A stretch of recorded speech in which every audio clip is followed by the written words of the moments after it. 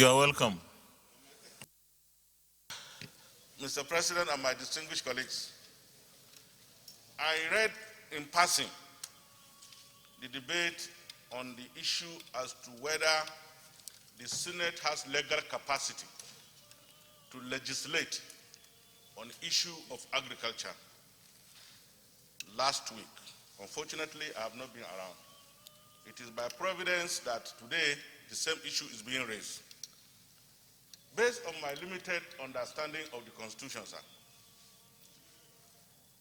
the establishment, the sectorization of powers of the National Assembly under what is called the exclusive, the concurrent list anticipates two situations, sir.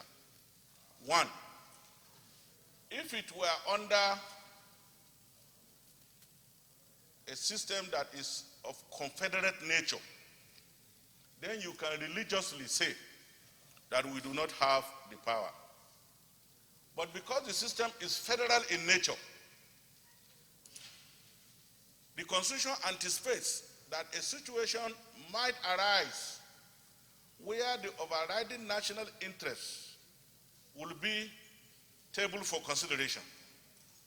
And that is why the Constitution says if an issue is presented on the concurrent list, both the National Assembly and the state assemblies have powers to make law.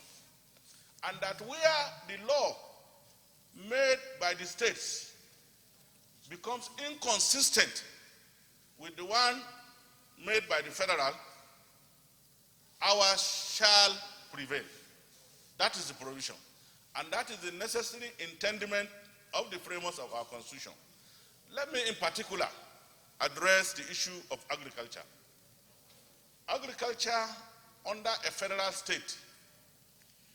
system is both an issue of state and an issue of federal government, because both the federal government and state must be keenly interested in their ability to make food available to their citizens. So it is in line with this that I think it will be an error to religiously quarantine the power and the legislative competence to legislate on agriculture to states. With due respect to the position held by my brother and friend, Senator Bashir, the Senate has legislative competence to legislate on issue of agriculture. And Mr. President, if you permit me, I will say that this is one of the best moments and best legislation to be presented for the intervention of the Senate in view of the lingering crisis that we are having, more especially as it concerns the northwestern part of this country regarding cattle rustling. Extraordinary situations require extraordinary actions. And this is the reason why we find justification by the Senate to legislate on the issue of agriculture. Mr. President, if the contents of this bill is implemented, it means movement of cattle, for example, livestock, from any part of the country will be strictly monitored. It means we will make it almost impossible for anybody to have access to illegal livestock and sell them elsewhere, which means the principal basis upon which people go to rustle cattle will have been defeated. And I think that it is better for us to err on the side of action that will bring peace to this country than for us to err on what we can conveniently refer to as legislative convenience. As far as I'm concerned, as far as the Constitution is concerned, it is anticipated that agriculture will be both an issue for the state and the federation. And that is why, Mr. President, today in this Senate, we have a full-fledged federal Ministry of Agriculture with budgets assigned to that ministry, with officers and ministers appointed for that and approved by the Senate. So for us to come back and think that we can all do that and then we do not have the power to legislate, I think, beautiful as the argument may appear, when pursued to its logical conclusion, it will appear hopelessly illogical. With due respect, I think the position of the law is that we have the legislative competence to proceed. Thank you. Thank you very much. The of order raised by Senator Bashir Ajibola, and of course the intervention by Senator Bala Ibn Allah. Last week, we had a similar issue, and I ruled that we had the constitutional power and the legislative competence to legislate on the National Food Reserve. Today is the issue of the management of our livestock section or sector.